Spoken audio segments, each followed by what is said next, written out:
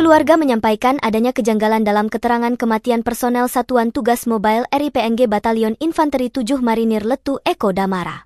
Di mana Komandan Korps Marinir Mayor Jenderal Endi Supardi mengatakan, Letu Eko mengakhiri hidupnya di Pos Komando Taktis Komando Rakyat Militer Dekai, Papua Sabtu 27 April 2024 sekitar pukul 13 WIB. Pihak keluarga tidak serta-merta percaya dengan keterangan ini. Menurut kakak kandung Letu Eko, Dedi Pranajaya, TNI AL terlalu cepat mengambil kesimpulan bahwa adiknya meninggal karena bunuh diri. Di sisi lain, pihak keluarga juga menerima informasi yang berbeda-beda dari Korps Marinir ihwal kematian Letu Eko.